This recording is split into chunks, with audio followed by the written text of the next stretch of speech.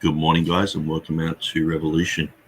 We're going to continue. This is part 23 of examining TurretinFan's response concerning Revelation 16:5 by Nick Sayers. And so I did one of these videos last night, and so I thought while I've got everything all fresh in my mind and while I've got a whole bunch of links opened and pages and things like that, rather than veering off and doing something different and changing gears like that, I'll just continue on with what we've got. And so so in the book of Revelation 16:5, so last night we had TurretinFan. So we're responding to one of his videos. He's got about another 3 videos to go. So we were talking about Theodore Beza, Unius, and Emmanuel Tremellius. And so these 3 guys they knew each other very well. They hung around in the same circles, and they had created a Latin edition together. And also Tremellius was involved with the Syriac Bible. Unius was involved with the Arabic Bible. So these are all Semitic languages. He also did a Hebrew New Testament, which is quite interesting. And so these things were well known to Theodore Beza. And so we looked at that. We looked at the claims that James White makes that, Beza would never have known about this Ethiopic, either the actual edition or the reading. But as I was showing, well, this is another book. This is basically an Arabic, an Ethiopic book. So this is filled with New Testament words, translating sometimes things into, or everything into Latin, but also into Greek and at times Hebrew. I'm pretty sure this goes into the Hebrew, or does mention the Hebrew. I'm not sure if it actually has the Hebrew lettering. So this was in 1554, I'm pretty sure. Okay, so so yeah, that will be something I'll go through. I'll see if there's anything that's significant, say to the name of God, Jehovah, Domine, Deus, words like that. And so we're going to be looking at all that. Here we are. Straight away, I found some of these words. Yeah, very interesting. Okay, so, but then we've also got the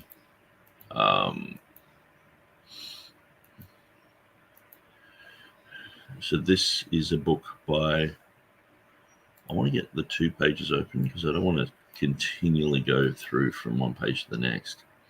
So this is a book by Stephanus. So this was the younger brother. So you had Henry Stephanus. So Stephanus did the Textus Receptus in 1550. He had 2 sons. One, Henry Stephanus, went on to basically print all of Theodore Beza's works. And it says here, Carolum Stephanum. I'm pretty sure they called him Charles, like Charolum or Charles. So he printed a book on the Ethiopic and the New Testament. And so I'm sure his father knew about this. I'm sure his brother knew about this. And I'm sure Theodore Beza knew about this as well. So I think with this issue, I would just say case closed.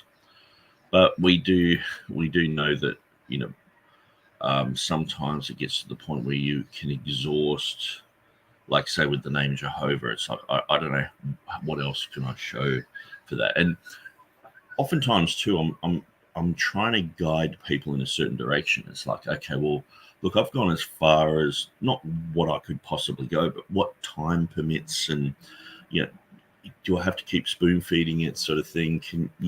I would recommend you go off and branch off and read this article and look at this and think about that.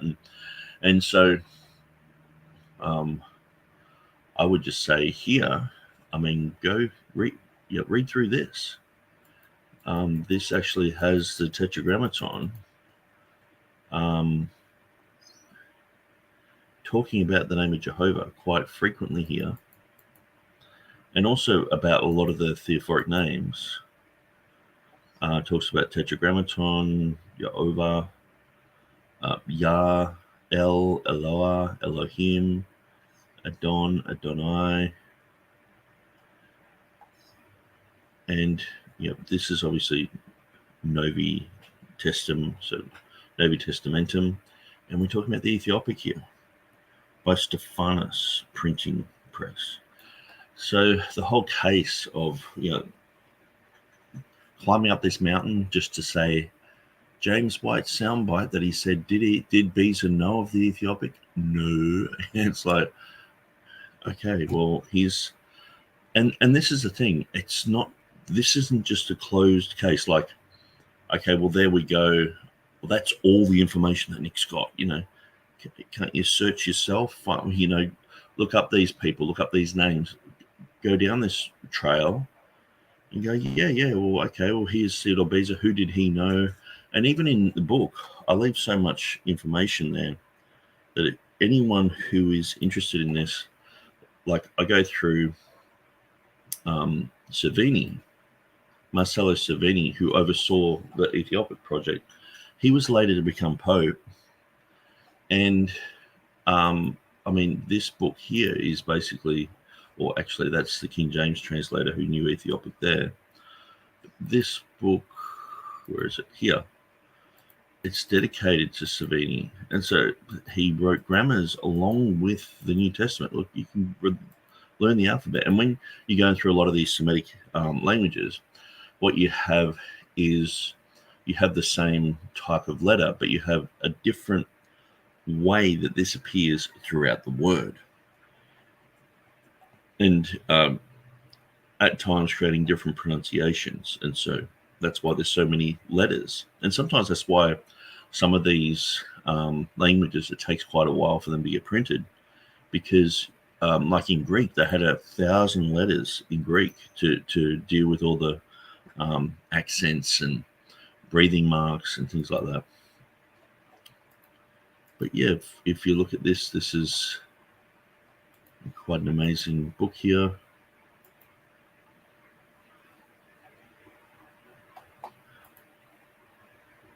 Okay, now I'm not sure. That might actually be the updated one.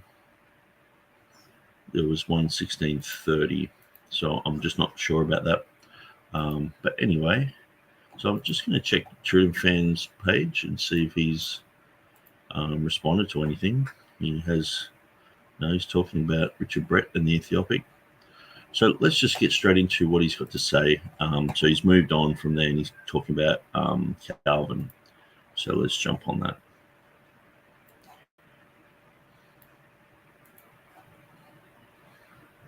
In 1882 revision of the annotations, his Latin and Greek translation was aided by Tremellius' edition.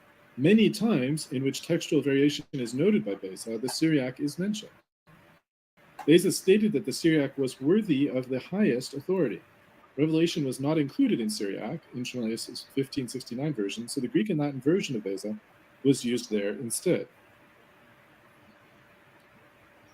Scholars of the time recognized the superior reading of the Somenos over Hosios in that time period, and the leading Reformation period scholars such as Unius agreed with the reading. So why do I have this section about Unius and Tremellius, their relationship to Beza and their sphere of language knowledge? It's because James White has emphatically claimed that Beza didn't know of the Ethiopic reading at Revelation 16:5. So, okay, this time I agree with the way Nick's put it, that James White says Beza didn't know of the Ethiopic reading at Revelation 16:5. And I think that's a fair statement. I would agree with James White about that point. I would do so emphatically as well. So I'm not sure why it seems to have gone back like a few minutes. Hopefully not too far. Surprisingly, Nick says, the Institute for New Testament Lik Text Forschung has recently made similar claims. There is some versional evidence, such as the Ethiopic, but Beza could not know about this. And he cites to Munster. A latter edition of the Tremelius Unius Beza Bible, there's an image of it shown. Note the tetragrammaton used twice on the page, which seems a rather fitting picture of the verse at hand. This later edition, after 1582, has eris, which is Latin for shalt be, at Revelation 16:5. He says, well, at least they now actually acknowledge the Ethiopic reading there and call it evidence, which is the exact opposite of White's response. I wonder if White will now write a scathing report on the Institute for claiming this is actual evidence, as I firstly did. Let's see. There's some versional evidence. Well, we already discussed what I think of the so-called versional evidence here. And we could read what the rest of Munster's current statement on that is. I think they've updated it since Nick's book. And so I think we have gone through this. So what I'll do, we're on 37. I should really just go back to my video that I did last night. I'll just double check that. And that way I can get the exact time mark. Okay, so...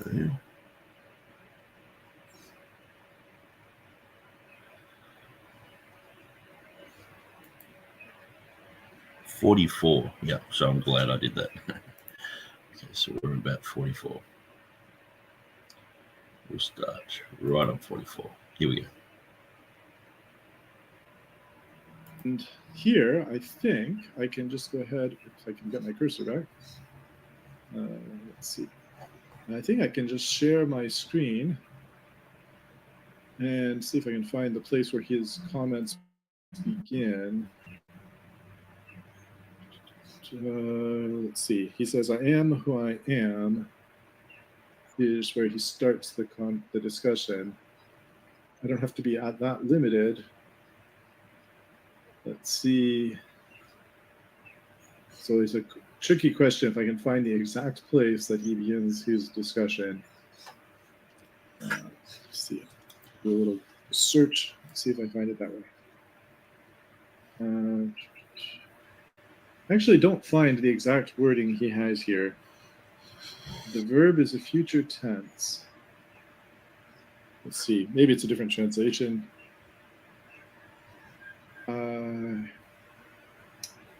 It's a little troubling that I'm not getting exactly the same text.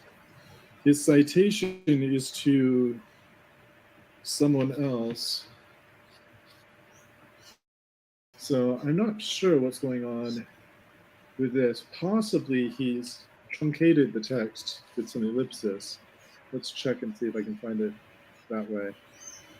No. No, I don't see it that way. I will, so let me read what he has here.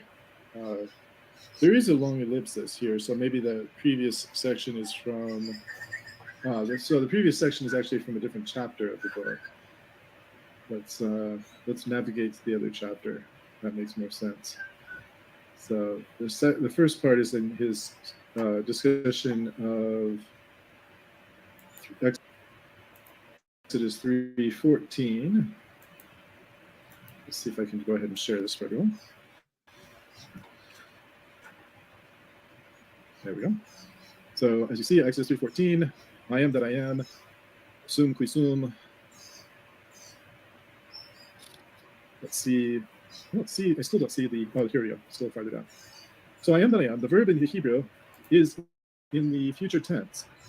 I will be what I will be, but it is of the same force as the present, except that it designates the perpetual duration of time. This is very plain that God attributes to himself alone divine glory because he is self-existent and therefore eternal, and thus gives being and existence to every creature.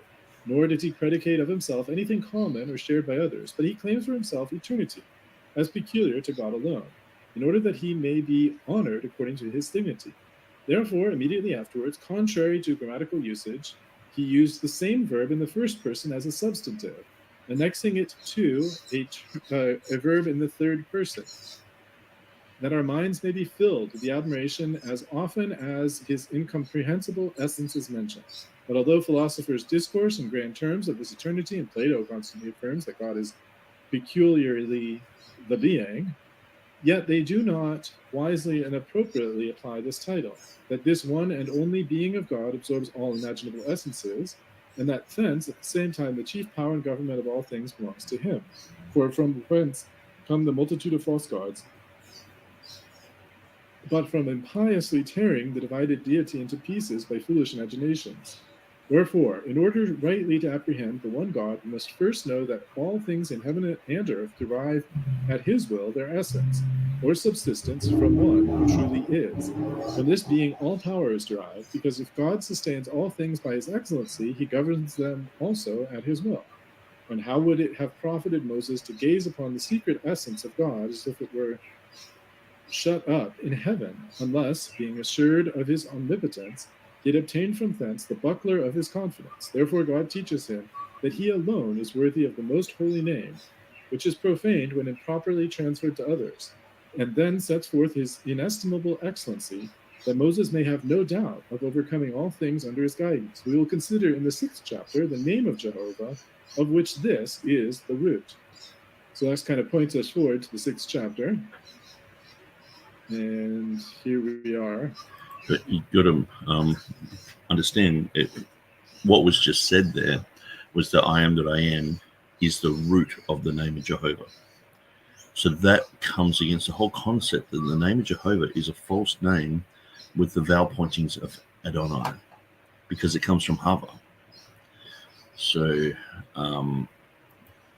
see, I am the Lord. It's mentioned here, but we're interested in verse. He says verse 2. I think I had found. So he says the discussion at verse 2, which see where his discussion starts at. It would be tedious to recount. Actually, it says Jehovah. Let's see. We'll just type it into the search bar. There we go. I'll just back up a little bit and get the rest of the context, since we're not limited to what's here in Nick's book. But although he declares what benefits he conferred upon them, he says that he was not known to them by his name Jehovah, signifying thus that he now more brightly manifested the glory of his divinity to their descendants. It would have been tedious to recount the various opinions as to the name Jehovah. It is certainly a foul superstition of the Jews that they dare not speak or write it, but substitute the name Adonai. Now,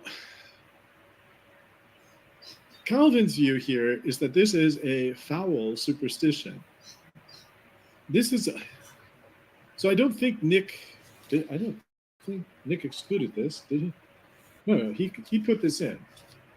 But I just point out, this is a little bit different from suggesting that this is a question of an appropriate reverence for God's name, that therefore would be copied by Christians in the New Testament. He calls it a foul superstition, as though it's something bad, of the Jews, that they dare not speak or write it, but substitute the name Adonai. Nor do I any more approve of their teaching, who say that it is ineffable because it is not written according to grammatical rule. Without controversy, it is derived from... So all that's being said there is the Jews they say you can't say the name; it's ineffable, which I've just proven that. I'm agreeing with Calvin. I've just proven that silly notion that you can't say it. And most scholars say that you say, they never pronounced it. I've just proven that by showing in the theophoric names with Jehoshaphat, Jehoiakim, they were pronouncing this every day.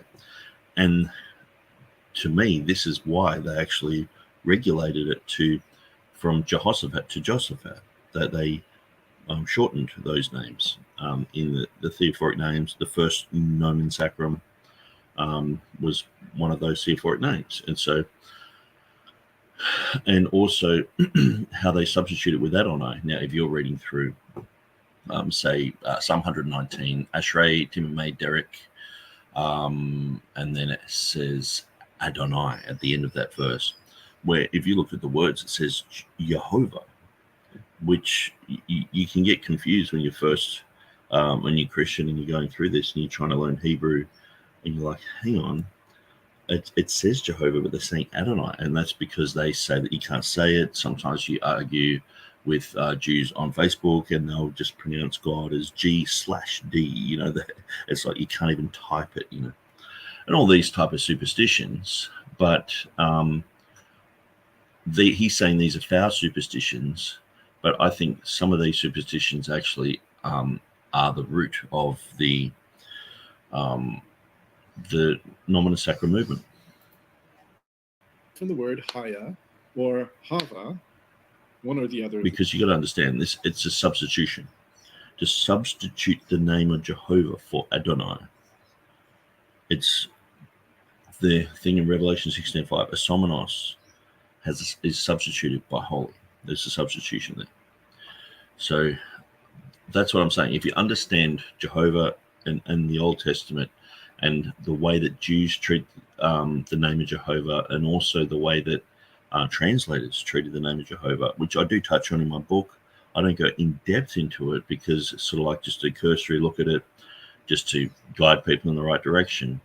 But I would point people to that again, to refresh that, to go over those things, to think about what's being said here, and go, yeah, well, Jehovah was, it still is today, this day, substituted. These, I guess. With this, we had some discussion about this in an early episode, and I don't know if Nick quite caught what I was trying to say there about whether it's from Haya or from Hava. And well, notice he says it is derived from the Haya or Hava. So he says both. Now, I said both as well because I saw it. Most people were saying both. And in the earlier sessions, TurretinFan made much ado about these, saying it wasn't related to Haya or Hava and all this sort of stuff. And so what I did is I went to the nth degree, did a really long video, and in that video, while I was studying and going through, I think it was the Ancient Hebrew Research Center material, I found an article that said that one of them is the ancient form and one of them was the more modern form in, like, say, the days of Jesus. And so you had Haya and then you had Hava. And so Yahava was related to Yahaya. And so, but these are both words that were still used, but one was a more ancient form of the other. So that was the conclusion that I came to in that video. I think it went for like 3 hours or something, and that was the last thing that I looked at and shut it down. So I think we had concluded that it is actually from Haya, not from Hava, and he seemed to be insisting it is from Hava. I don't know, but we'll kind of go back and forth on that. Anyway, and therefore it is rightly said by learned commentators to be the essential name of God, whereas others are, as it were, epithets. Since then, nothing is more peculiar to God than eternity. He is called Jehovah because he has existence from himself and sustains all things by his secret inspiration. Nor do I agree with the grammarians who will not have it pronounced because its inflection is irregular, because its etymology, of which all confess that God is the author, is more to me than 100 rules.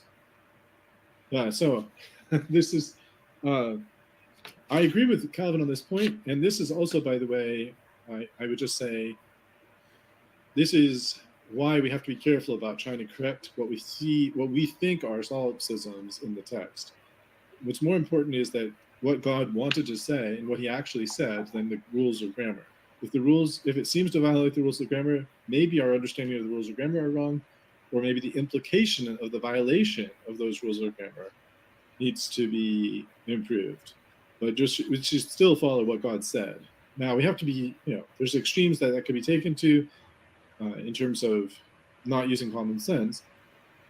That said, though, if we're convinced that God wrote X, then we should follow X, even if X is somehow a violation of some Greek rule. Not necessarily. If it's just normal narrative, like, say, people say there's a solecism at Revelation 1:4, that's because the people who are saying that don't know Greek. Someone who knows Greek would point out that it's nominative, and so that's why you have, I think it's the apo reading there. And the issue is just cleared up by someone who knows Greek. So say even the Comigahenium with the solecism there, someone who knows Greek fluently, they can read through that and say, yes, there is a solecism there that needs to be fixed. And someone who doesn't understand the language, they can't see the solecism. And so I think, when he's talking about the grammarians, I think it's more like the half-baked illiterate grammarians, you know what I mean? People who, they look scholarly, but they're actually saying things that are untrue. And so that's what I find with most of the modern Hebrew dictionaries and things like that. A lot of the time they get it right, because most of the time we're in agreement with, if it says it's the sky, it's the sky. If it says it's the sun, it's the sun. But when it's talking about detailed things like the name of God, and they're saying, well, the name of Jehovah is just, it's from the Germanic, in the 13th century. It's just like, oh my gosh, have you ever read the Bible? Have you ever read Jehoshaphat? It's like, it's almost painful to have to go through and just point out these, level 1 steps of like, you're not getting it yet. Hello, like, I'm not saying this with TurretinFan, but with a lot of people, that they just don't get it. And sometimes you just think, man, you just got to go off and just educate yourself more and get away from the conspiracy theories of these modern grammarians. And I agree with Calvin here. I don't agree with the grammarians. I don't agree with the grammarians about the whole concept of Adonai having adopted the vowel pointings. Jehovah adopting the vowel pointings of Adonai. I just don't. It just goes against everything. It goes against all the facts. But let's continue on. He says, nor does God by his name in this passage mean syllables or letters, but the knowledge of his glory and majesty, which shone out more fully and more brightly in the redemption of his church than in the commencement of the covenant. For Abraham and the other patriarchs were content with a smaller measure of light, whence it follows that the fault of their descendants would be less excusable if their faith was not answerable to the increase of their grace. Meanwhile, Moses is awakened to activity, whilst God is setting before him a magnificent and singular means of showing forth his glory. So, this is an interesting selection. The fact that he mentions "I will be" in this text, and the fact that he mentions the eternality of God and the name Jehovah, and we know that Beza connects. Well, we'll get into this more when we talk about Beza, but we know that Beza connects this title in Revelation to the name Jehovah. So we can see that the idea of having the name Jehovah as including a sense of will be, among other things, is not, that idea is not new to Beza. Maybe there's other ways to get to that same conclusion without going through so many hoops. But anyway, Nick wanted to do it that way, and that's up to Nick. He gets to decide how to prove his point. Beza took the position in Geneva from Calvin when he died. We don't know when Beza took the position from Calvin, but we do know that Beza held the same view of Calvin on this point because we have Beza's notes that are supportive of Calvin's point on these matters. We can see from the above that Calvin would have had a massive influence on Revelation 16:5 in Beza's mind. Well, Calvin didn't talk about Revelation 16:5, as far as I'm aware. It's one of the few places he didn't have a commentary. He didn't provide a commentary on Revelation. But it's more so the whole concept of Jehovah equaling the Triadic Declaration with the final Esomenos reading. So I would just qualify that. He would have had an influence on Beza in terms of the understanding of Jehovah, certainly. But probably just pause there. The rest is for Beza to put things together, which he may very well have done it that way. Will be was the interpretation of Luther, Coverdale, and Calvin. No, now I just pause to say it's an interpretation here of Calvin, and he says it is of the same force as the present. So it's an interpretation of him, and it's his interpretation there in Exodus. It's not necessarily his interpretation other places. So anyway, notice also that Calvin linked Jehovah to Hava and Haya, further disproving White's Twitter spray that this was not so. I don't know what he's referring to. I think he's talking about his claim that it had to do with Hava. Okay, so I'll show you what this is relating to.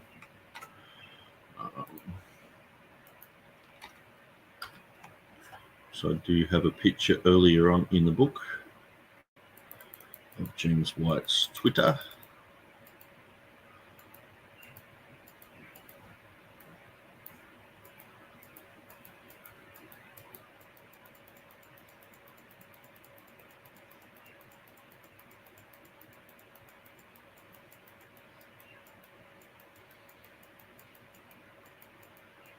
Okay, here we go.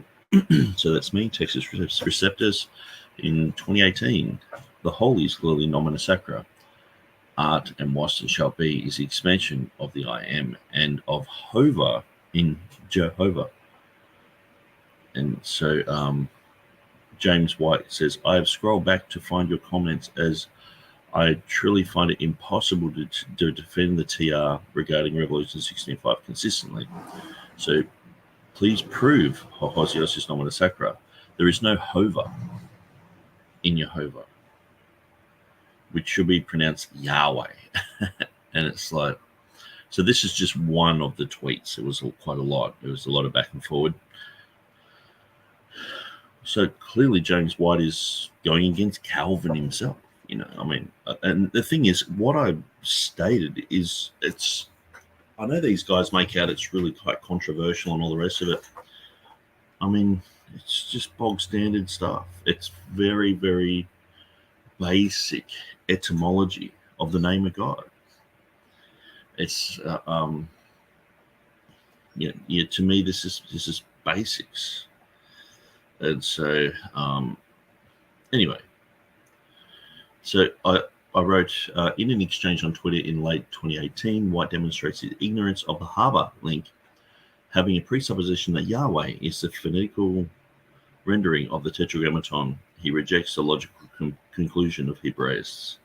So I do, go right into the details of this type of thing, and we look at the theophoric names.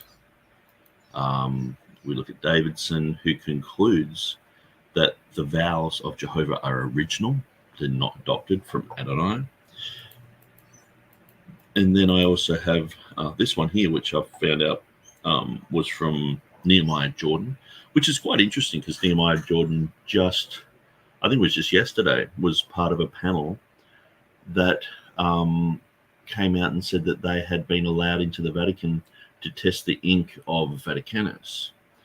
And they were testing whether the umulae dots, which usually occur where there is textual variation between the Textus Receptus and Vaticanus, that where these variations appear, like say 1 John 5:7, etc., these dots were there. So some people were saying this was by I think it's Sepultiva, who had corresponded with Erasmus.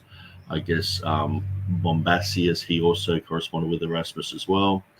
And also they found out that the ink of the amulets was the same as the Arabic numbers. And so the Arabic numbering system came later on. It wasn't around in the 4th century or whenever they're saying Vaticanus was made. And so now all this does is just prove those points. Now there are a lot of articles going around on Facebook at the moment, so I would suggest if you type in like Tommy Wasserman or James Snap Jr. or New Testament Textual Criticism and Vaticanus, you'll find these articles. I am putting this material onto the Textus Receptus website because this is what we've been hoping for a long time, that people would test the inks. But the only reason I bring that up is Nehemiah Jordan, he points this out.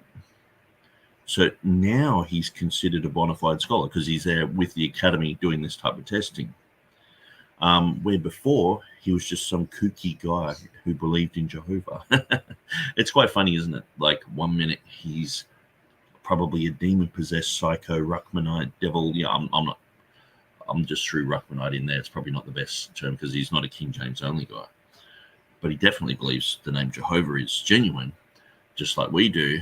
And they see him as just like this, KJV tard sort of thing. You can tell, the Mark Wards and these other people would just be cringing at this guy. But then all of a sudden he does something like this and he's a hero. It's quite amazing how if you can be a full bona fide scholar, but unless you're in the academy, you're not recognized, So now they've recognized him. So it's quite amazing. I've got this already in my book, and they would go, wow, he's quoting Nehemiah Jordan. I'm pretty sure that's his name. I keep getting his name wrong, actually.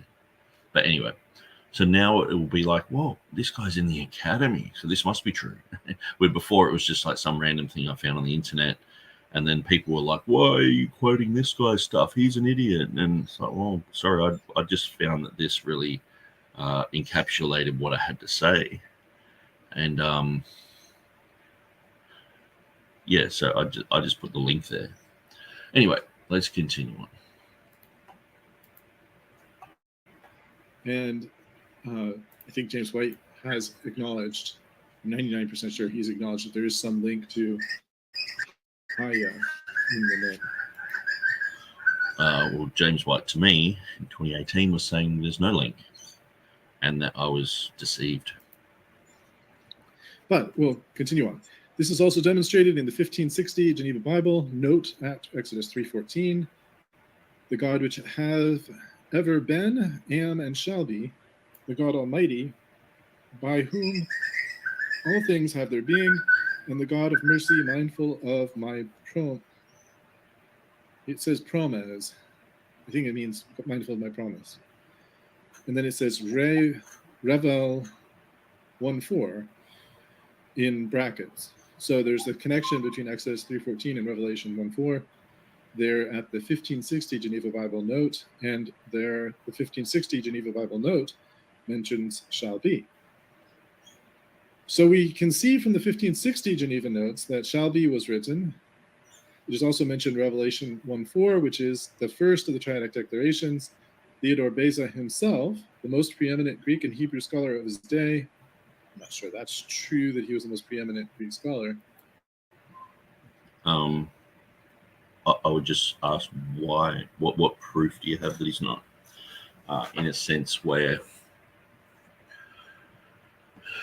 I've said that, and if that is untrue, I like see the thing is when I talk about people like Erasmus, Stephanus, and others, I just find that whenever I'm like, okay, well, this person knew this language or this person knew this or that, it's just usually people are shocked. Like, I don't think that's true. And to me, it's just like reading through the lines. It's like, I don't think that's true because everything I've heard about this guy, he's an idiot. Beza just makes up things and puts them in the Bible. That's what James White says about the guy. And so these guys have been so demonized and so slandered against by people like James White and others that there's just no respect for them whatsoever until you have to get people to, grind through this type of material and then go, oh, okay, there's a bit of respect there, but I just find I default to these guys being like borderline geniuses. You know what I mean? Like that's how I like say someone like Ugalis, who's the polyglot guy. I keep forgetting his name.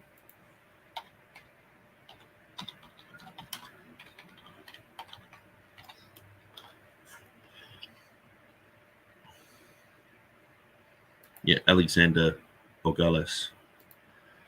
Now, yeah, when I listen to him speak, I don't just go, this guy just doesn't know anything. This guy's an idiot. Yeah, this guy. I go, this guy has probably forgotten in 1 month what I've learned in my whole entire life. You know what I mean? This guy, when you go through his routine and the 60 languages that he knows, you just like this. See, the thing is, when you're looking at people like Beza and Erasmus and the King James translators, you're not just looking at their spirituality and their prayer life and all that sort of stuff. You're looking at their ability to understand languages, which is polyglottery, knowing different languages. And so Ugalis is just absolutely legendary when it comes to this field. I would suggest anyone who's interested in languages to go through this material. If you go through his older videos that he was making 15 years ago, so I remember when this stuff first came out, he was inspirational for me to learn about polyglots and to Google polyglot, follow them online, and so here he is, just reading through Persian and reading Farsi and looking at the German language family because he's learning Finnish and Danish and German and French and Spanish and Korean all at the same time, and while he's living overseas in some country in Dubai teaching Arabic, and it's like Frisian. Yeah, so to me, I don't just go through his material and just automatically think that he's wrong. Where this is what I find with the Academy, they think, that's when I go through Jan Kranz's material on Erasmus and Beza. It's just almost like Jan Kranz is sitting there all smug, just like, I'm going to find fault with these people. And I'm reading through beyond what he's written going, no, that's your own spin on that. That could be viewed in this way. No, that's your own spin on that. That can be viewed in that way. No, you've deliberately mistranslated the word olim in the Latin to make out that Erasmus didn't care about the Book of Revelation. When Erika Rummel doesn't translate it that way, no one else does. And he admits in his footnote that he translated it a different way because he liked that type of conclusion. So he's actually purposely going out of his way to demonize these people. And so, anyway, I just sort of throw that in. Or the most preeminent Hebrew scholar. But anyway, I think it's neither here nor there whether he was or not. Oversaw the work of the team, including Miles Coverdale and John Knox, that produced the Geneva Bible in 1557 to 1560. Among the scholars who worked on the original Geneva Bible was William Whittingham, who supervised the translation in collaboration with Miles Coverdale, Christopher Goodman, Anthony Gilby, Thomas Sampson, and William Cole. Calvin, Knox, Beza, and over 150 editions were issued, the last probably in 1644. In 1576, Thomson added Los Celliers notes for the epistles, which came from Beza's Greek and Latin edition of the Bible. Beginning in 1599, Franciscus Junius's notes on Revelation were added, replacing the original notes deriving from John Bale and Heinrich Bullinger. So that's the end of section 4.2. And well, my takeaway on the Calvin one is, if what his point is that Calvin provided some thought supportive of the idea that the name Jehovah can include some relationship to the future, I don't think that's too controversial. I'm okay. I don't have any objection to that point. If his idea is that this was linked by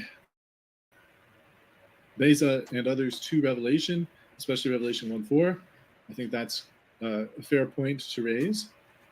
And as well, I think in terms of saying that Tremellius may well have known about the Ethiopic text as being a printed text in a language that he didn't speak, I don't have any problem with that claim. And again, even the idea that Beza might have known that there was such a printed text doesn't seem far-fetched. But whether he knew what the text said, that seems pretty far-fetched. For us to get there, we would not have to just speculate that Beza knew that there was a printed Ethiopic text. First of all, Okay. So as I went through last night, I'll just mildly go through this. Now, as we've seen with this book here, this book is by Stephanus family. So Robert Stephanus, the father, he had 2 sons. We had 4 sons, but 2 of them were deeply involved with his printing press. And so Henry Stephanus, he later became Theodore Beza's main printer. So Stephanus, he had made the Textus Receptus, the 1546, 1549, 1550, and 1551 texts. And so his son, so this is just a mere 4 years after the Textus Receptus of 1550, so 3 years after the 1551, where he introduced numbers. He's talking about the Ethiopic, he's talking about the New Testament, and he's also talking about other works that are part of the Syriac and the Ethiopic. So, I mean, I would bet the chances of Beza not knowing about this is very slim. Not the chances of Beza knowing about this is slim. The chances of Beza just not knowing about this is slim. I mean, it's like if you're, just say your father rang you today and said, look, I just made this amazing business deal and I just bought Brill publications and we have access to all the Brill material for free online. Here you go. I've just sent you a link. You've got open access. Or maybe it's not your father. Maybe it's just someone just said, hey, I've just donated this to you. You have open access to all the Brill. Wouldn't you go through that and look at who's written stuff and all the rest of it? I would. Yeah, any scholar, or even lay people who are looking into the Bible issues would go through those. And so even just in the heading here, it has the Ethiopic. It's not just like in the fine details in a corner somewhere. So this is the brother of the guy who printed all of Beza stuff. I mean, it's sort of like case closed. So anyway, I just sort of show that again. Let's continue. You'd have to suggest that there was any copy of that text that made its way to Geneva. Now, that by itself is not a huge leap. Geneva is the center of learning at that time, especially in the Reformation. So the idea that at least one copy of this work could have found its way to Geneva is not that far-fetched. But then, on top of it, we would have to have somebody who could provide a translation. And that's probably Henry Stephanus's brother, Robert Stephanus's son. Now, these guys, they were in Paris and they fled from Paris to Geneva, to where Beza was. So, I mean, and what usually happens with these type of things, people, they hang on what I'm saying about it and go, well, that's the official line, instead of like sort of, I'm just looking at the cursory things. There's so much more to this picture. Like, if you were to really examine this, I would look into the life of Robert Stephanus, Henry Stephanus, and his brothers. Okay, and look at all of them, where they associated, where they went, even just sometimes knowing a location, like knowing that Erasmus stayed with Bombasius for like 13 months. It's like, wow, that's an interesting point. It's not just some stranger he's writing to at the Vatican looking for information about Vaticanus, because he became the curator of the Vatican Library. But so in this point, it's like, well, okay, he wrote this book about the Ethiopic in Paris, about the Ethiopic in the New Testament.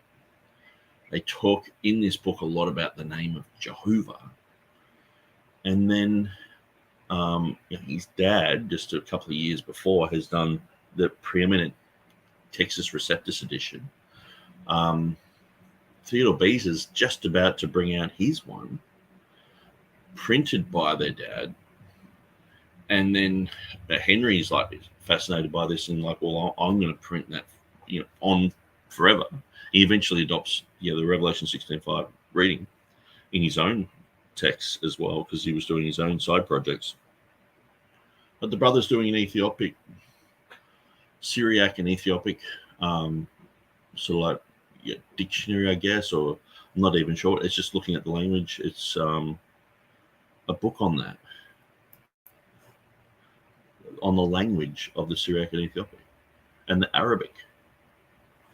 So it's, I mean, even at this time, Beza was considered like one of the best Latin experts in the world. And so these guys are probably reading Beza's material, going through it and saying, great material. We're learning so much from Beza. I mean, these guys are probably sitting around the same table many times together, talking about things. And I just can't see how Beza didn't know about it. Anyway, it's sort of, the more I try to wrap my head around not knowing about it, the vaguer that type of concept gets. It's just a James White soundbite. I don't know why people keep parodying it. It just gets parodied all over the place. Even Jan Kranz has said it on the Munster site. He says that they couldn't have known about it. That's the far-fetched part, because Ethiopic at that time was not widely known in scholarly circles in Europe. And there were not a lot of people who spoke it, not a lot of people who studied it there. There were a few places you could study Ethiopic outside of Ethiopia. One was there in Rome with the folks who printed this text. There was one in Jerusalem, I believe, and I'm not sure. I found something the other day saying there was 3 places outside of Ethiopia: Rome, Jerusalem, and one other place, perhaps in Egypt, that you could study something about Ethiopic at that time. Is it possible that some scholar who spoke Ethiopic existed and made it to Geneva? Of course, we're now in the realm of not of probabilities, but of mere possibility. So we're talking about, is it possible somebody who knew enough Ethiopic to decipher what's said in this verse came to Geneva, and that at the same time the book was there in Geneva? So we're in the realm of not impossibility, possibility that there's such a thing happen. But then, did Beza consult with this person on any verse of the New Testament, even one verse? Well, there's no evidence to suggest that. And if he had done such an amazing thing as consulted a scholar on this language, you would kind of expect him to at least note it. This also appears in the Ethiopic, he could have said. Or he could have said, this doesn't appear in any place, or something like that. Let's see. What is this? It says, we got to refill your coffee cup. Am I slowing down? Not sure. Not sure what you mean, Doki. Okay, so TurretinFan's jumped in on this, and he says none of the Stephanus family claim to be able to read Ethiopic. Where are you getting that? Have you exhausted all of the Stephanus family material? Charles Stephanus is just the publisher of that comparative grammar work. Okay, so let's go back to this.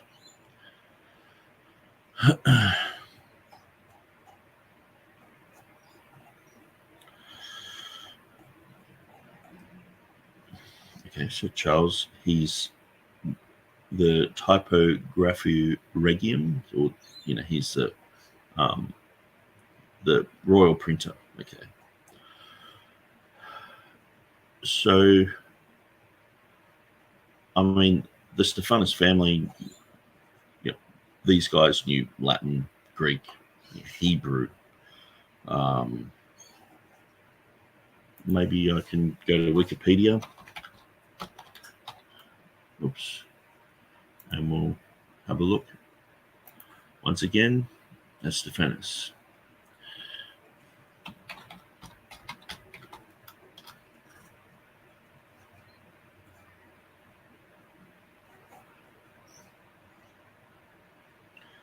Okay, so we got the elder, was Henry Stephanus. So he was a major printer in Paris. So we'll open up all these four, okay, because these are all involved. So Henry the Elder, what did he know?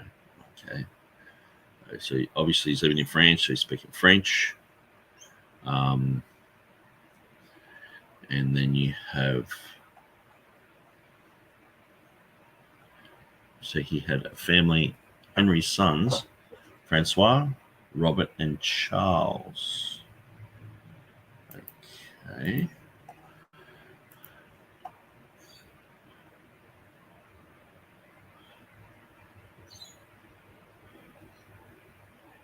Okay, so Charles is actually the younger brother of Robert Stephanus. So I actually made a mistake and said he was the younger brother of Henry, but he's not. So he's the brother of Stephanus, the guy who did the Textus Receptus. 1550, 1551 with the numbers. So his brother did this. Okay. Studied medicine.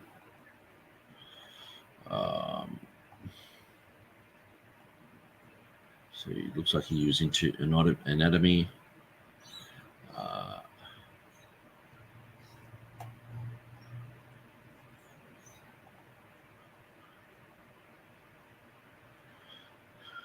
His principal works are a collection of tracts compiled by ancient writers on agriculture, the first French encyclopedia, Thesaurus, and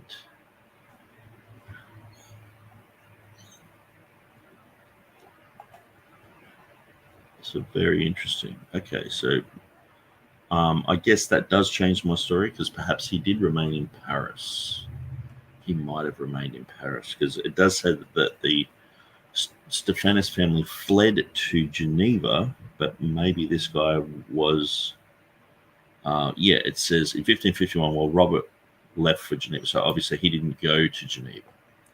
Okay, but he is still the brother of, it's probably even more weight being the brother of Robert Stephanus, okay, who is this guy who did the Textus Receptus.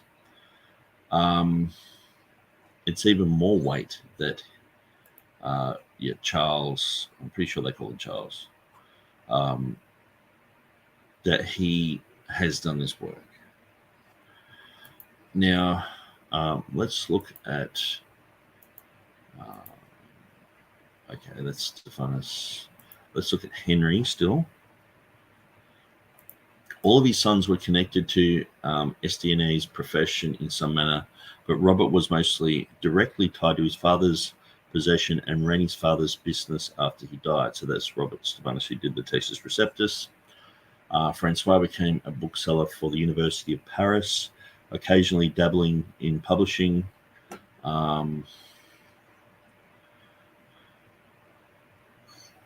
So his widow, Guillaume Vimard, married Simon de Colonais. So he's the one who did the Colonais edition of 1534.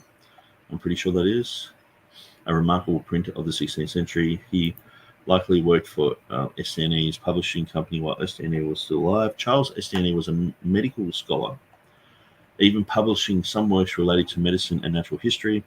After his brother Robert Estienne fled to Paris for Geneva in 1550 because of threats from the Sorbonne, after he converting to Protestantism, Charles took charge of the Estienne print shop in Paris. Charles published in Paris until 1561. Many of his works were small editions of various Hebrew texts.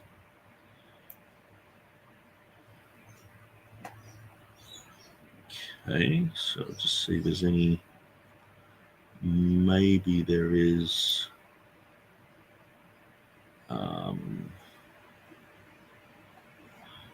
A list of his works.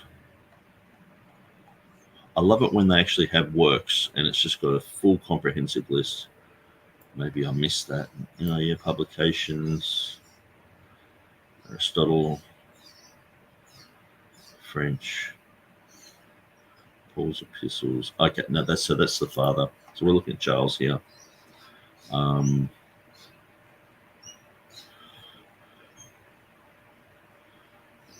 Okay, very interesting. His principal works are those, so we went through that before.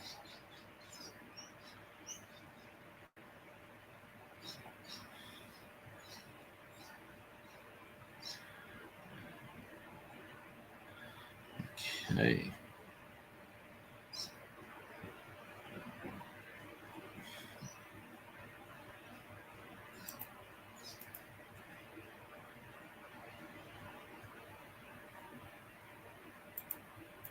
Okay, let's have a look at these two.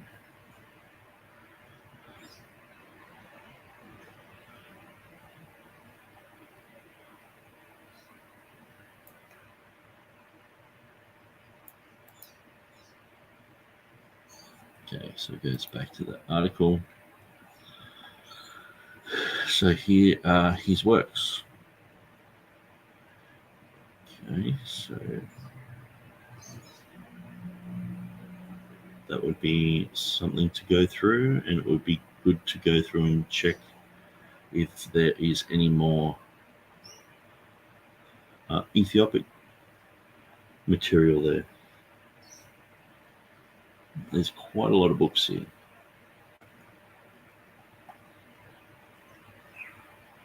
Okay.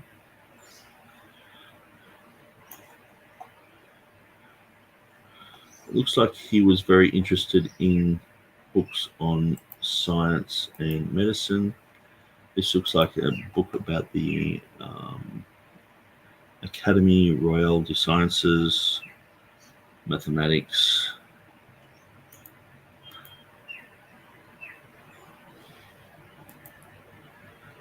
Yeah, very interesting. Okay, so let's go back from there.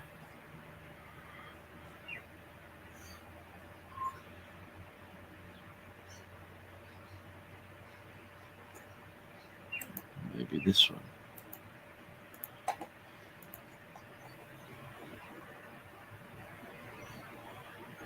Okay.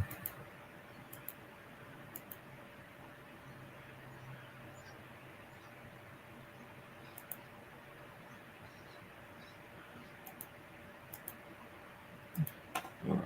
So I'm just sort of flicking through a few of these books, but this is amazing that they're all available here on Archive. It's very good. But yeah, it does seem like he was more into scientific interests. But definitely the book that, if you were to have access to all these books, you would definitely have interest in, like someone like Theodore Beza, in the guy who he took over from in doing TR editions. His brother has done a Syriac, so Beza was interested in Syriac. So this book isn't just about Ethiopic. Okay, this book is about Arabic and Syriac, and so when we get to the top of the page there, top of the book, first page I should say, it's pretty clear it's about the Syriac. Okay, so Theodore Beza was very interested in the Syriac. Tremellius did a Syriac translation, and then we're looking at the Arabic as well, which is Unius. So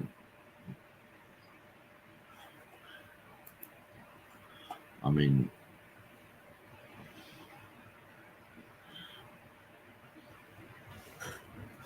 okay, maybe what I need to do, I need to get his name, just do a quick search and type in Ethiopic.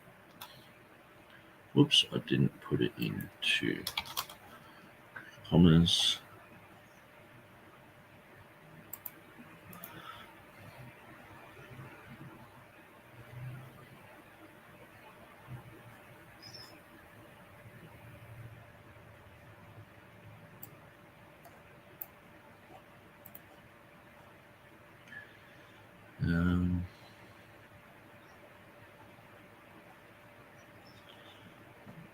Okay, so just skipping through some stuff here. Maybe this book has some.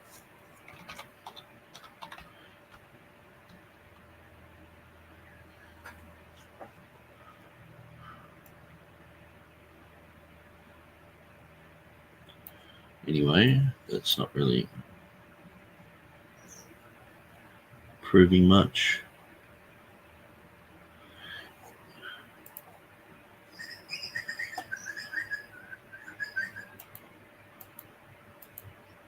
Okay, so it looks pretty recent, 1889.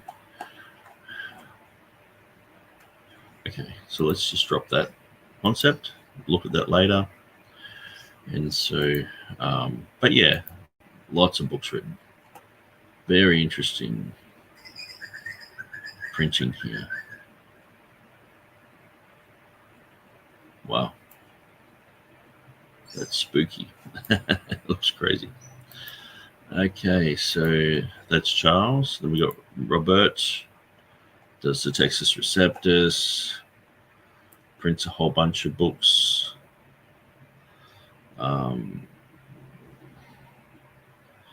And yeah, we've looked at Charles. So let's just shut those down. And let's continue with TurretinFan. Okay, so TurretinFan says, publishers publish a lot of books, and the Stephanus family was a major publisher of the era. Yes, they were like the Brill of those days, and so they were very well respected. They were the printers for the royal family in Paris, and also printers for Theodore Beza. Okay, but thank you. I got this Red Bull here to keep me going. So let's see. Let's go through the comments. I've pretty much summarized my point. So are we in the realm of possibility? Yes, there's a possibility, but there's absolutely no reason to think that Beza knew what the text of the printed Ethiopic version said at any verse in the Bible. There's just no reason to think that. We have not been offered any reason here. Just the fact that Tremelius was involved is not enough. So Tremelius's link is an interesting link. It's nice. It's not that this was done in secret and Beza couldn't have known about it. I'm not saying that, but there's no reason to think that Beza got a hold of one of these and that he had any way of looking at it and understanding it and deciphering it, much less that he did so here. And so I think it's fair to say he could not have possibly done it. Maybe that's a little bit overstatement, but I think it might be better if Munster hasn't changed it now to just say there's versional evidence that has been used to argue for this, but Beza there's no reason to think Beza had any access to this. I think it's probably fair to say Beza couldn't have done this because Beza didn't have a scholar that we know of who spoke Ethiopic or read Ethiopic. Beza himself didn't read Ethiopic. Almost nobody in Europe at that time read Ethiopic. And there's just no reason to think that anyone offered up the Ethiopic readings as an additional confirmation on any verse in the New Testament in Beza's edition. At least if we had one verse where he had mentioned this is also in Ethiopic, then we have a reason to think that maybe he could have consulted somebody. Even then, we would have good reason to think he didn't do that because that's not how he tended to operate. It's just exhaustively looking up the versions on every single verse. As far as we can tell, that's not how he operated. His notes that he provides don't reflect such usage of the resources that he had. We know he had access to certain things, and he didn't consistently use those things. So anyway, let's see. Nice. It gives me wings. Nice. Excellent use of emojis. Let's see. So. Okay, so TurretinFan has said, if we were trying to prove Beza knew a language, one place I would go to is his biography. Yeah, and so, but I guess it's hard to find biographies nowadays that are not biased. There is a lot of bias against the Textus Receptus and Erasmus, and like if you were to just read the writings of Yeah, even like Jan Grant's going through with his Beyond What Is Written, there's so much, almost everything that he says centers around anecdotes and strange stories and baffling coincidences and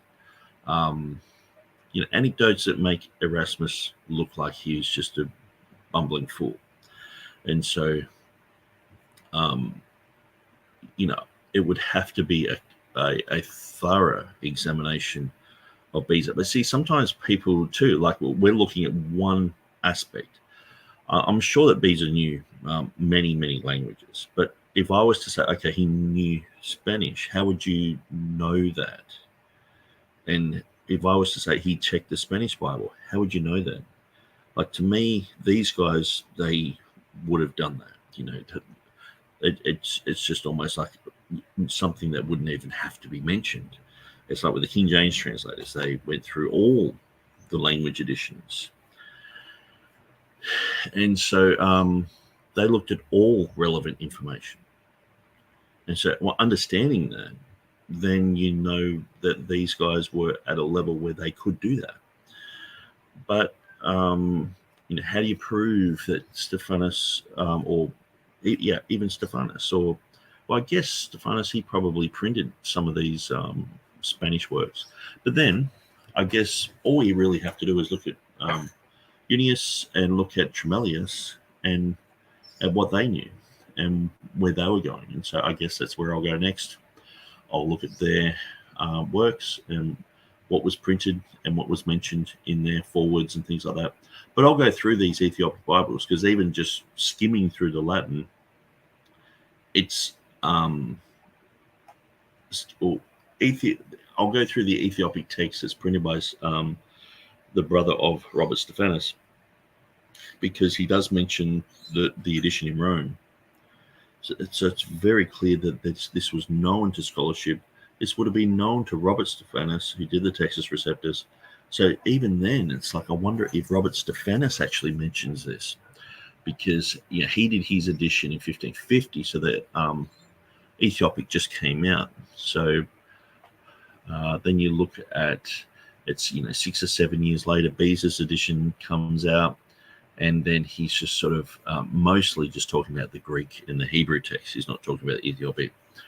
But so that's why these other little books appeared on the side talking about these things. And so, but in my mind, this is very well known. It's not something hidden. It's done by the major publishing guys in Paris. I mean, it's like the News Corp of the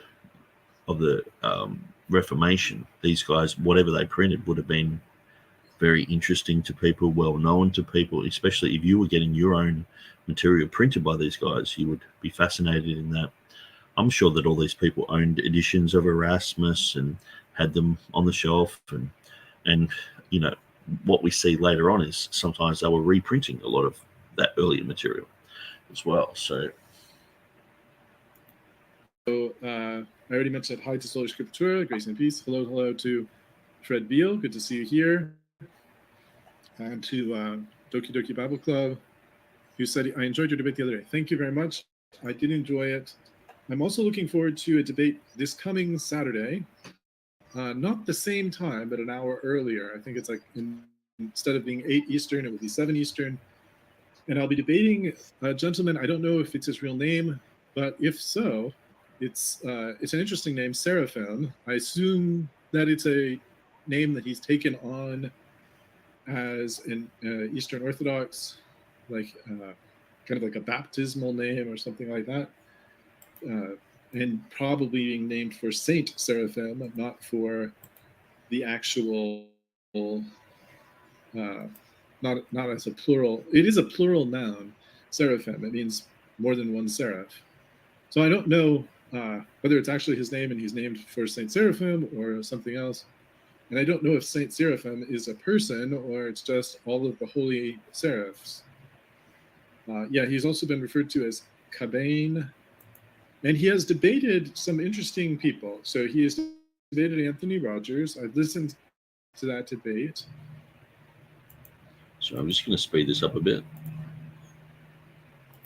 I enjoyed that debate. And Anthony Rogers has almost identical theology to me, so his position was probably the closest of any of the people who has already debated Mr. What did you say, Hamilton? Anyway, Seraphim. So Cabane or Seraphim, whatever his name, whatever name he goes by. I use TurretinFan's. It's not on my birth certificate. I'm sure you can guess. The issue of this previous debate with Anthony Rogers, I listened. As I said, I think the issues that arose will be similar to the issues that will arise in my debate. I don't think they'll be exactly the same because I'll probably structure my arguments a little bit different now, knowing what the Eastern Orthodox position or which Eastern Orthodox position he will be presenting. I'll tailor my arguments a little bit more towards his specific position and avoid. There's some things that were just going to be presented that didn't need to be presented because they weren't going to be argued. So I'll be able to have a little bit more focused presentation. So I have a small advantage of not being the first one like that. Also, Matt Slick debated him, which was interesting. I haven't listened to that yet, but Matt Slick and I would tend to have almost the same position as well, at least on this topic. Anthony Rogers and I would have the same position on almost everything, I imagine, but I'm not sure. But yeah, and then there was a third debate, which was with Charles Jennings, I believe, and Charles and I have very different views. And I've actually criticized the free grace position because of its weakness on the topic of justification by faith. So I definitely watched that one with a lot of attention, and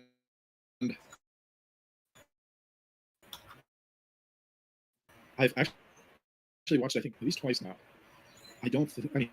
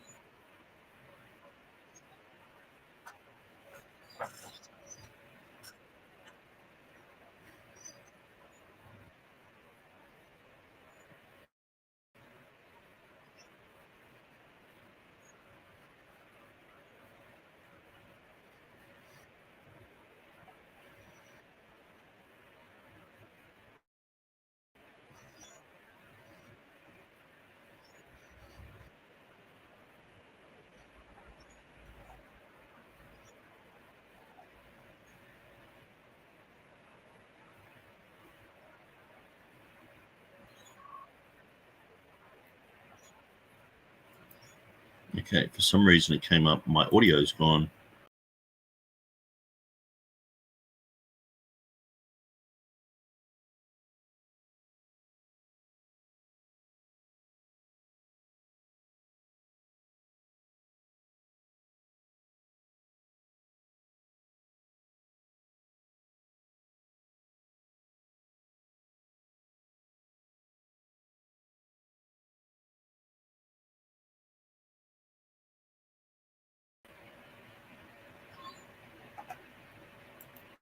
but wherever he is now, I may or may not get a chance to listen to that.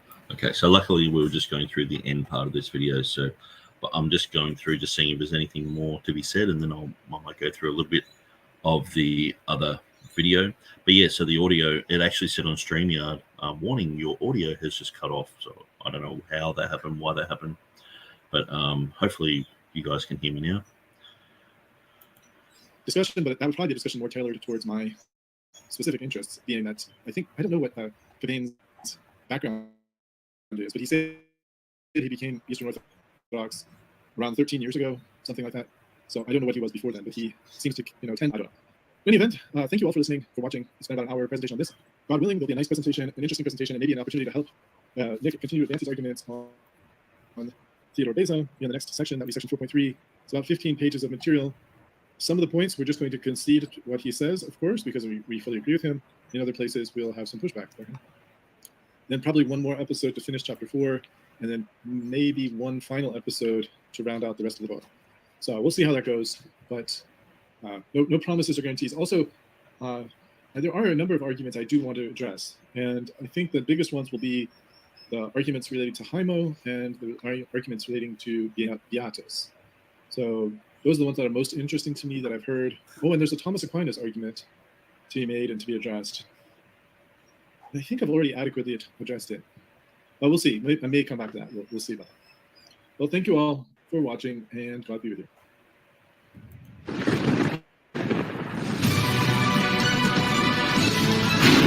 Okay, so it was part 18. So let's go to part 19.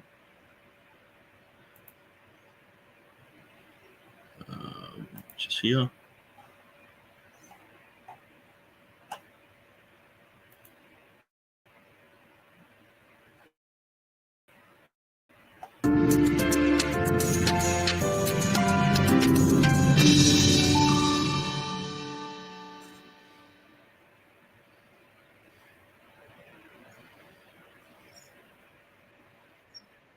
Welcome back to the 19th part of our response to Nick Sayers regarding his book, Revelation 16:5, Basis Expansion, the Rare Nomen Sacrum Forum, etc., etc.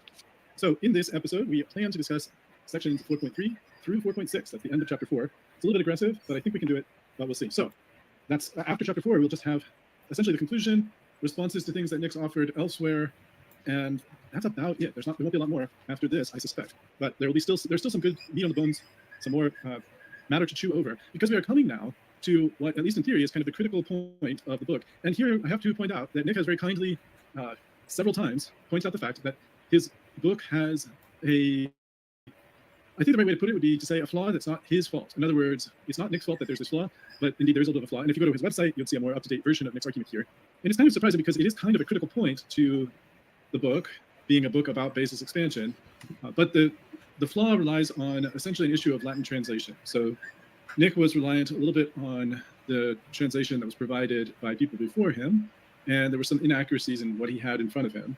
And, can't really blame Nick for that, nor should you. It's not he doesn't claim to be some kind of expert in Latin or anything like that.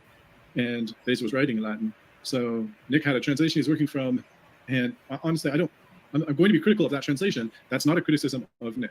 He's acknowledged somewhere in his book, he acknowledges that he had reached out for help with the Latin and didn't get a lot of assistance in that regard. Now, I don't remember if there's a specific footnote or section of this. It's actually in the introduction, I think. I'd just say if some of the Latin is just by like Google Translate sort of thing, and if anyone wants to help polish up that Latin, you feel free to help, sort of thing. So I'm going to go through some of these comments just before we enter this. So TurretinFan's says the biographies say that he was a professor of Greek. I see no reason why they would conceal his other language skills if he had them. Well, the problem is when you say, listen to James White will say, Erasmus had really no interest in Greek. It was a side issue for him. His main focus was the Latin. And I was sort of even pulling you up over this on my video last night for saying, I think it was Beza, Greek was sort of like a secondary thing for him. He was mostly a Latin scholar. And it's like, do you have to have a preference? Even what you've quoted there says he was a professor in Greek. So why is that secondary to him? Why isn't Latin and Greek of vital importance to him? I just find this whole thing of going back retroactively and getting into the minds of these scholars and telling us how they felt on a Tuesday when they wrote this part of their annotations. It's like, how do you know that? How do you know that, how does James White know that it was a secondary type of afterthought, the Greek language, when clearly, if you read through Erasmus's material, which I just so happen to have handy from last night, he clearly says that he was going to study Greek. Where does it say that? He says, Erasmus was surrounded by biblical manuscripts from his childhood in the 1460s until the publication of the Greek text in 1516, which was a period of over 40 years. He worked for over 12 years on the text itself. The preparation had taken years. As early as 1505, Erasmus wrote to a friend, I shall sit down with Holy Scripture with my whole heart and devote the rest of my life to it. All these years I've been working entirely at Greek and I have not been playing with this. That's in 1505. It's why would James White say, it's just a secondary thing? I mean, these guys just knew Latin like anything, like we know English, okay? So if I was to study, say, French and give myself to it and eventually become like known as the guy who does French Bible translations, and why is French just a secondary thing to me? Well, why isn't it something? I mean, Erasmus became the expert in Greek in Europe and the expert in Latin, both. He can multitask. He can have two passions, and that's why in his first edition is Latin and Greek, the diglot. And so so TurretinFan's says his first edition was Latin only. Okay, so when we look at his Adigas in Italy,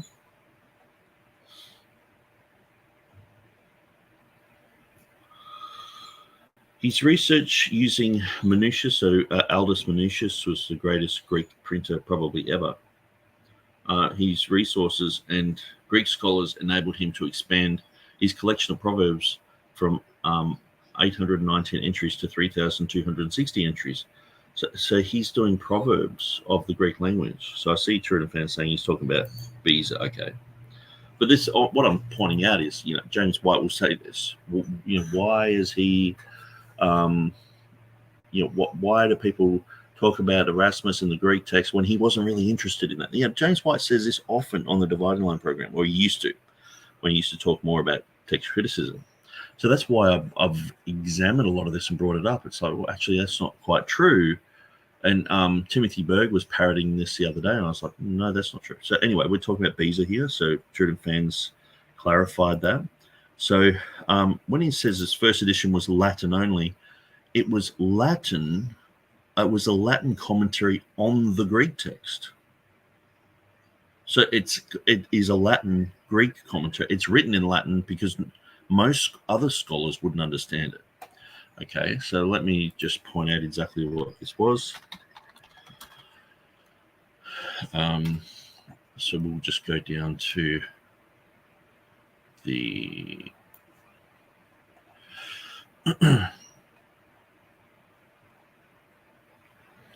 okay, so this is a 1556 edition.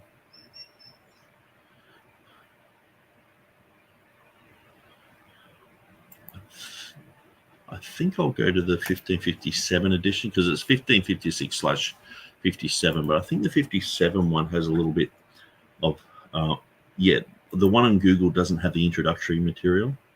It just starts off on this page. But so we want to zoom it in. Now, obviously, it is just Latin. Now, he has the Latin Vulgate, and then he has his own Latin here. But in the annotations, it's Vivlos. Then he has the Hebrew, Sefer Toledoth, Vivlos, Genesios, Leo David. He's talking, yes, he's using Latin, but he is talking about the Greek. So it's actually a Greek commentary, but he is talking, because this is just like a translation. This is his Latin translation. Okay, so his comments are basically about the Greek, and he's talking about here Ita, Greke, Bonum, and Solicum. So then he's talking about the Hebrew, the Greek. So it's not just Latin. Okay, so this is where just because his first edition doesn't have the actual Greek text there, I think that while Stephanus was still alive, it was like, well, okay, well, he's got the Greek text. Why would I put that in there as well? I'll just put my, I'll put my Latin there, I'll put the Vulgate there, and people can look at Stephanus's Greek text as well. But his whole commentary is basically on the Greek. That's what he's commenting on. And yes, he's got, Liber and Vivlos at the same, but that's exactly what happens in the 1598 and all the other editions as well. He has both the Latin and the Greek because he's doing the translation of it. And so that's one of the reasons why people think the Latin was his primary focus. Yeah, I I would just say he spoke Latin. He was known as the main, like on Wikipedia.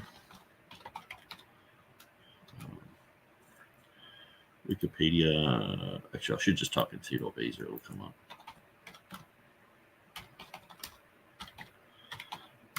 Maybe Latin.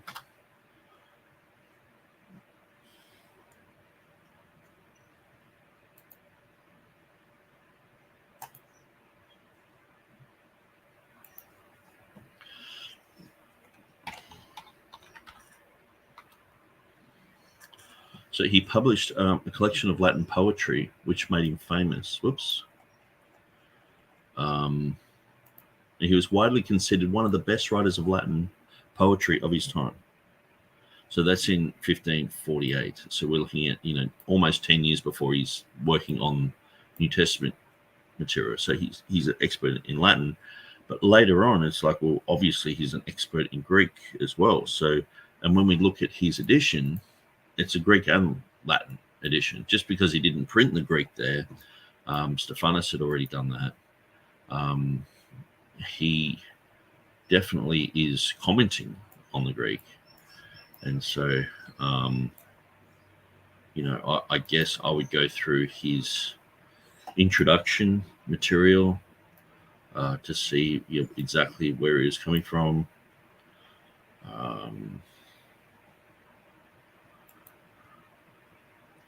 I'm just trying to see if there's anything. Robert Stefani.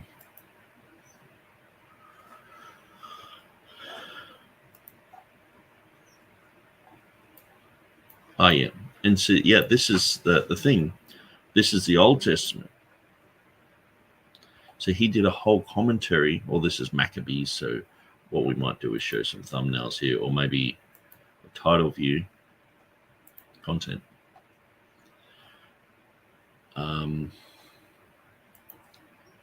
In book 1,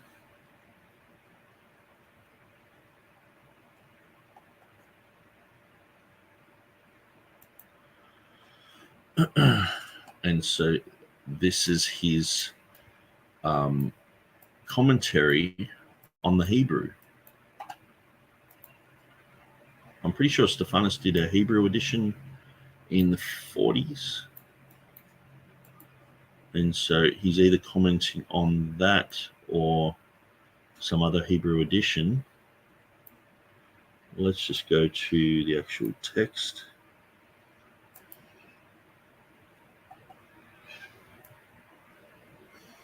Doesn't look like the text. That looks like the text. Okay, Book of Moses. In principio, in the beginning. And what's he commenting on? The Hebrew. And so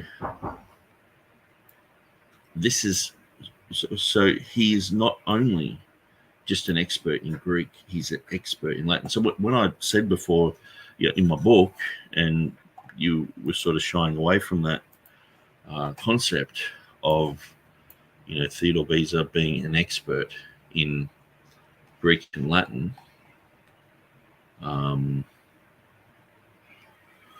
What does it say? Theodore Beza himself, the most preeminent Greek and Hebrew scholar of the day. Okay, so we got a whole edition. He's done a translation into Latin.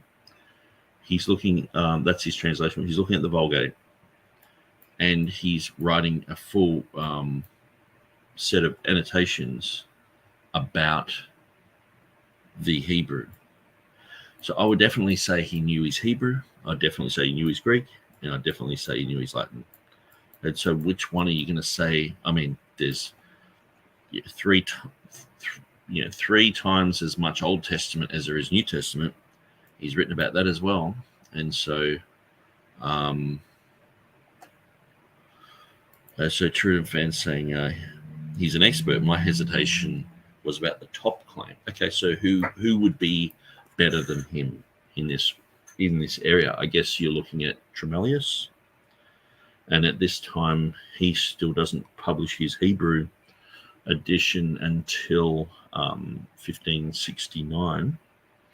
So he's, a good 12 years behind Beza here, but I'm not sure what else Tremellius had written.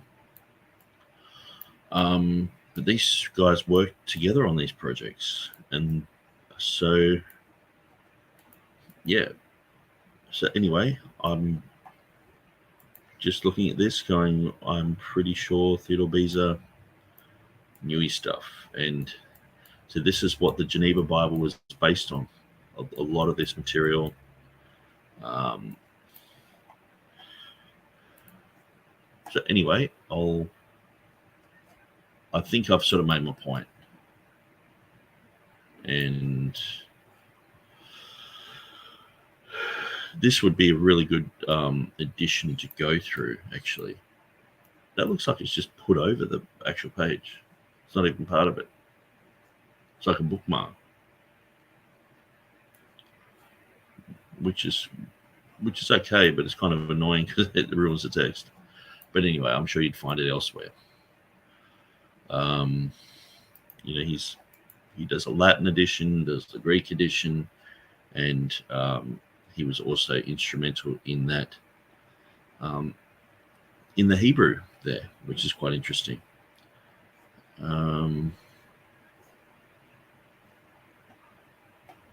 Okay, so let's just continue.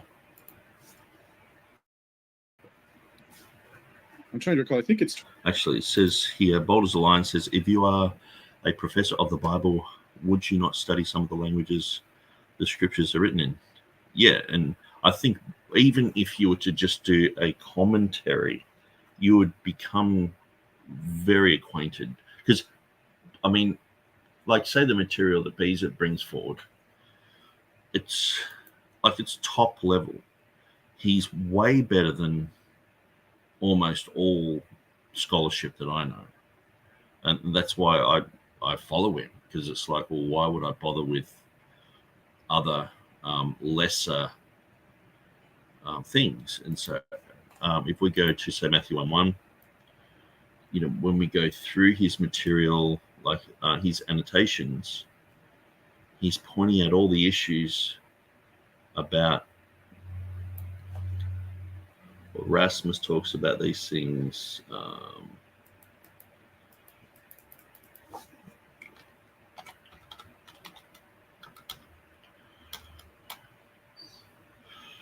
The annotations in his Latin is 1598. But when you look at it, it's not just like he's scrambled together a bunch of stuff in a bunch of languages. This is, like even here, Liber and Biblos, he's talking about the Hebrew. He's saying it's an idiom.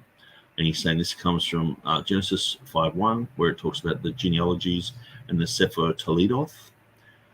That's what the Hebrew says there. So he knows that the Hebrew says that, and he's letting other people know that's how you Latinize that. He's saying, talking about plural. He's talking about the singular Christ, and he's got a Greek word there. I think it's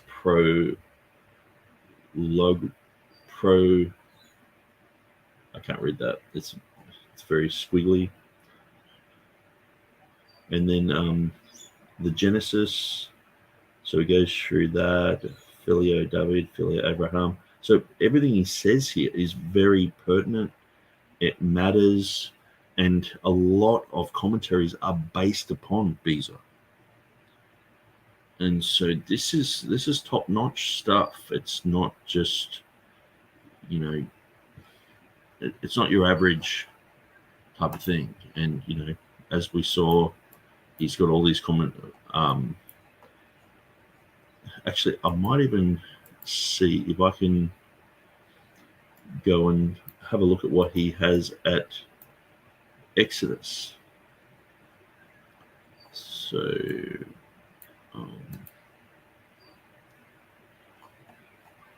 yeah, it's going to be pretty hard, but it's only the next book, so maybe I can zip through there. Exodus 3:14, that would be great.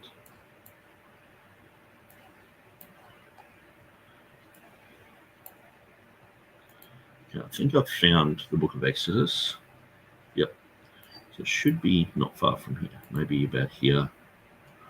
If I can find 3:14, I think we'd all be pretty interested in that. So we're looking at, we're about 7, so we've got a bit far.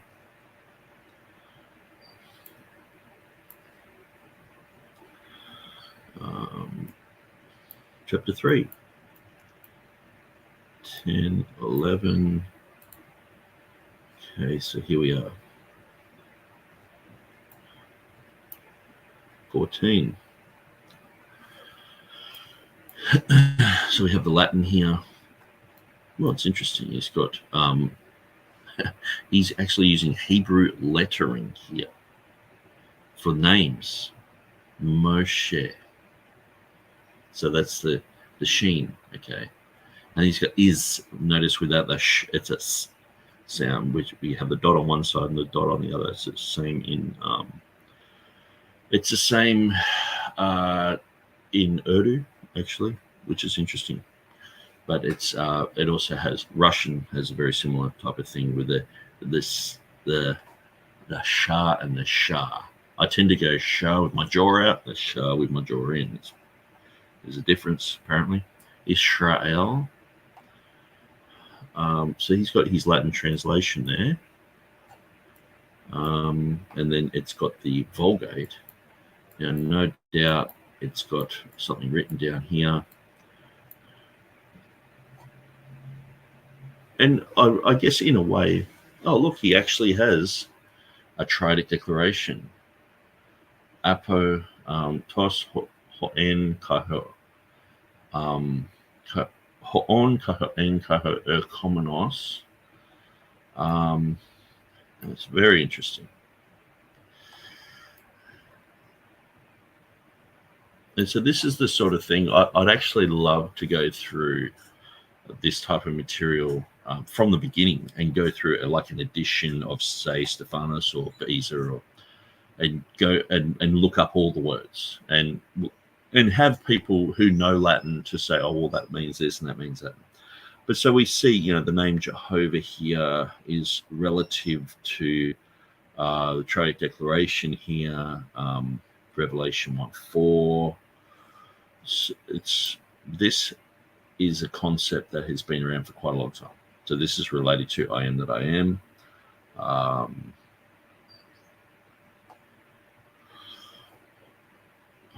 Futuri, that's interesting.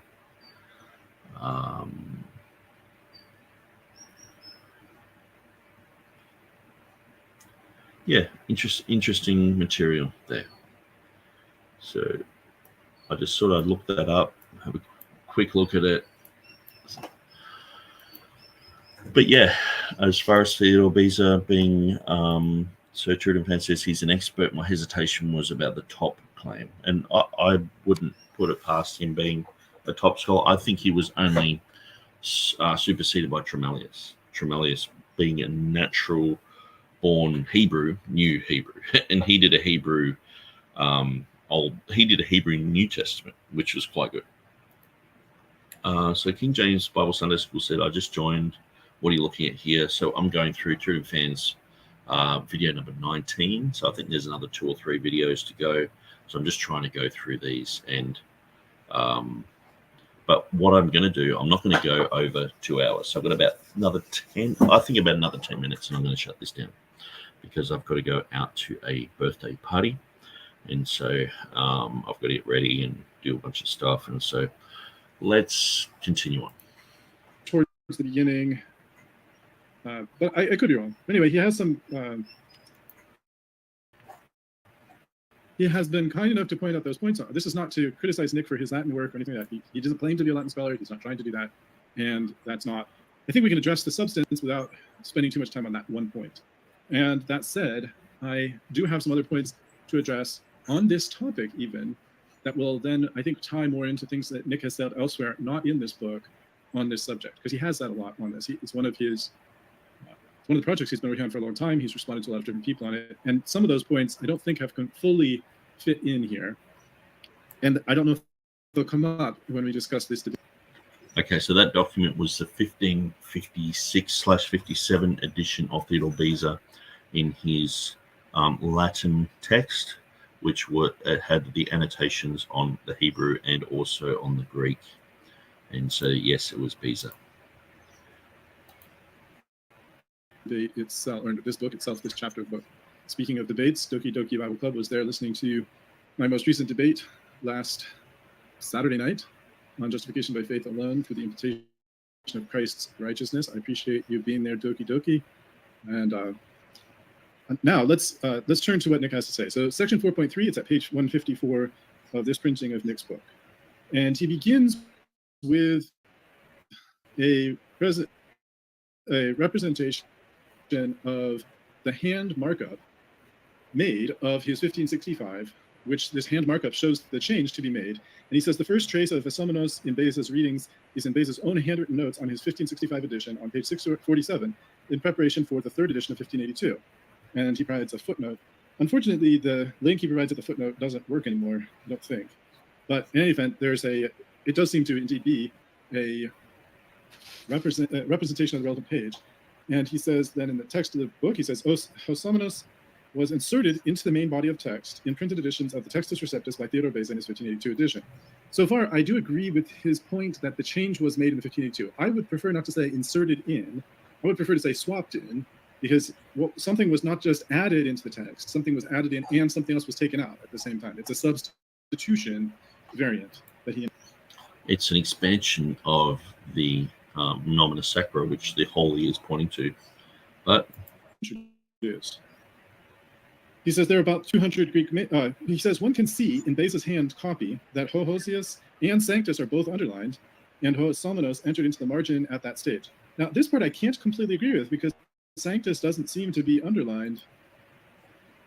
Okay, let's have a look at that. Hohosius. One can see on one hand Beza's hand copy. Hohosius. I think what was meant there was it's translated as Domine quies, quieris, and sanctus.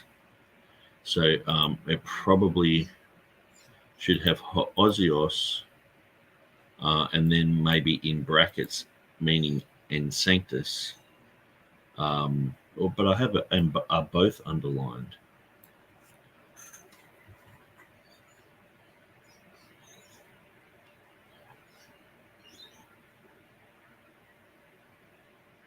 Okay, I'm not sure what I've done there.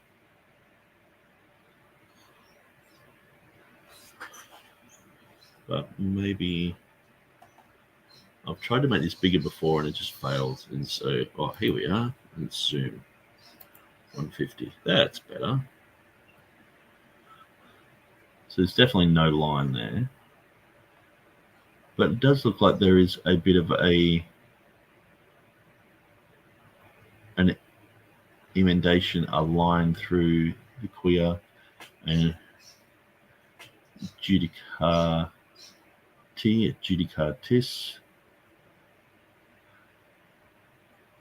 Okay, so I'm not sure why I've written that, but yeah, good point.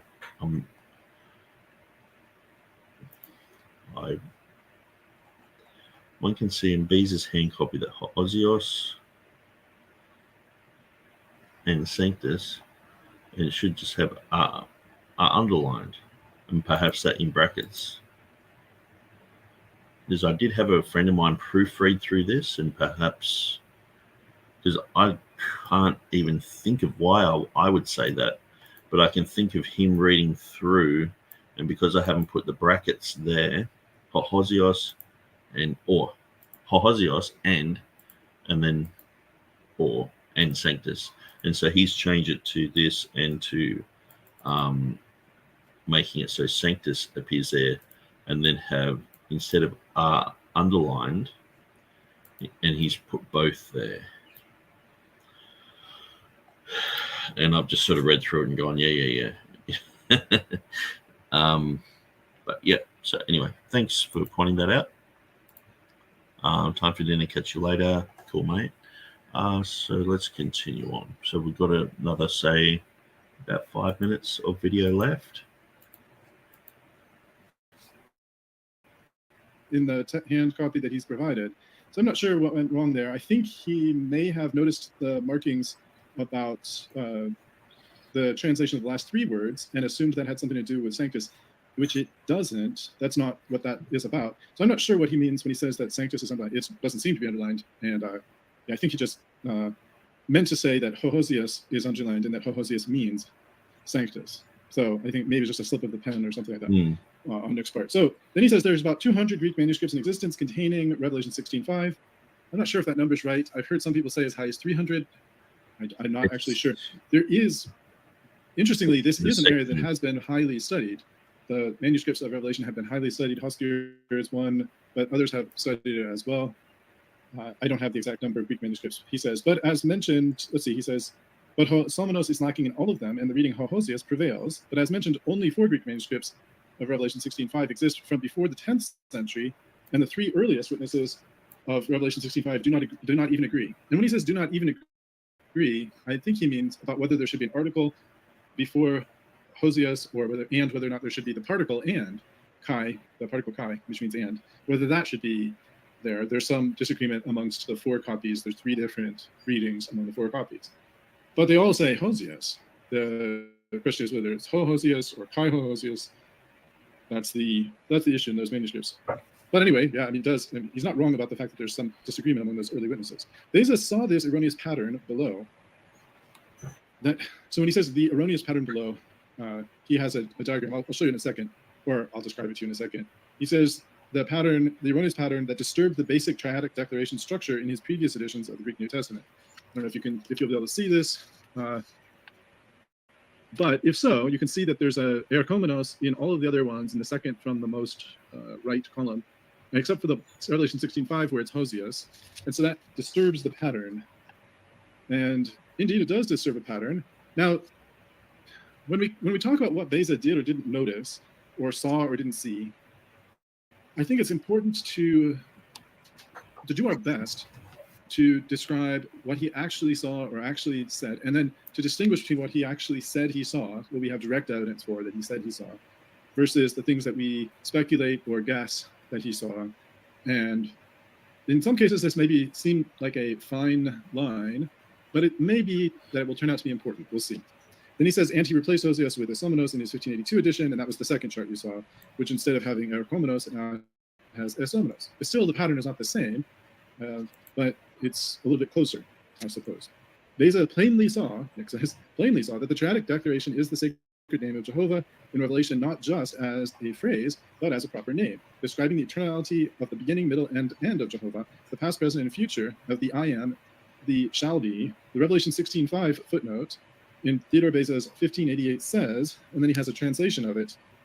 And as I said, I'm not a big fan of this particular translation. He provides it. And so up until the book was written, this was the only real translation getting around. There was nothing else.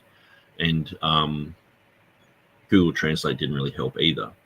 After I did the book, Jeff Riddle did a translation, and he said, it clearly says that he had a bona fide manuscript. Then Larry Brigden from the Trinitarian Bible Society, he contacted me and said, I've heard about your book on Revelation 16:5, etc.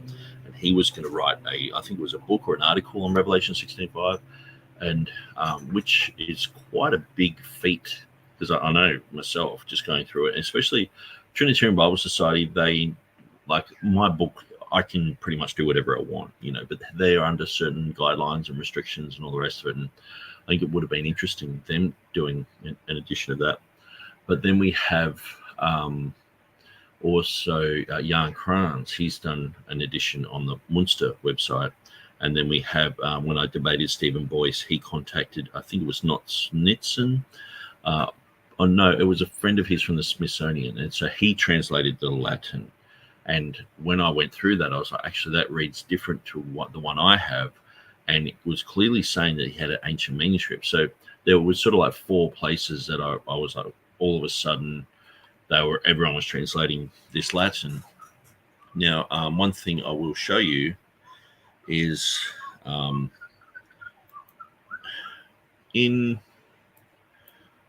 go to Revelation 16:5.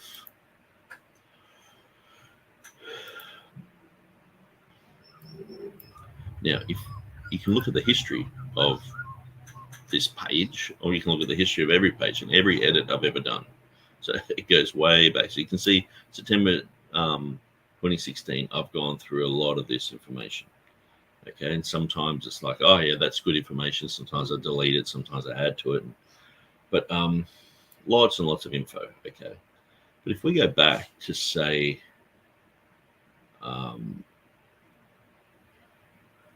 well, 2009 is the first time I've actually got any information on this. But if we go back to say here, say this edition, it's very basic. And sometimes I have the commentary. I had the commentary at the bottom, which was really weird. But notice what I'm focusing on here. This is in 2009, I think, 2011. Okay, yeah, February 2011. So it's probably older than this.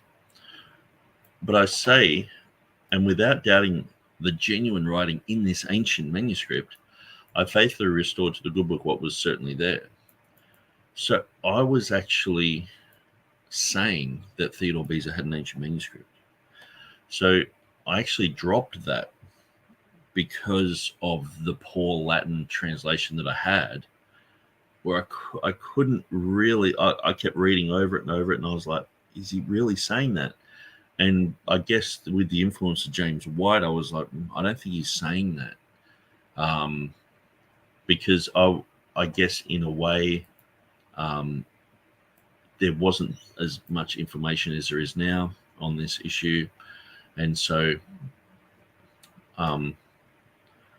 but yeah, so Jeffrey Koo, he said that beside the ancient Greek manuscript, he had also should be noticed that Beatus of Lightbanner says this, and others, and so this was an interesting thing because I had already come to the conclusion that Beza had an ancient manuscript. I dropped that, focused on the Nomen Sacrum issue, wrote the book, and then the Latin was retranslated, and it came out that he did have an ancient manuscript of a good and faithful ancient manuscript. And if you go back to my website today, you can clearly see that there are authors who were writing about Beza. Pretty much everyone after Beza who was talking about this issue was saying that Beza amended it from a good and faithful manuscript. So for the next 100 years or so, that's what was being said. So I'm just trying to find exactly where it says that.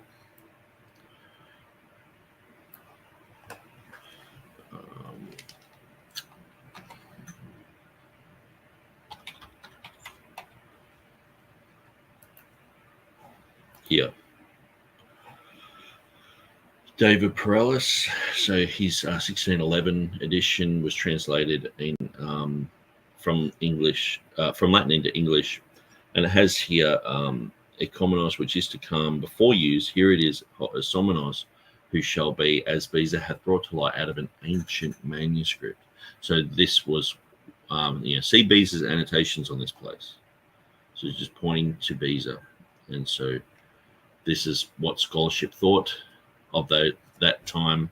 So my instincts were right, but I sort of got talked out of that, and now I've come full circle and gone, he did have an ancient manuscript as well, so but anyway, I'm going to shut this down because I've got to get going. But God bless you guys. We'll continue on. I'll just drop this. We are at the He does not identify 10-minute mark, basically, of video number 19. So we'll continue this at a later date. God bless you guys. Thanks for joining us. and we'll see you again soon.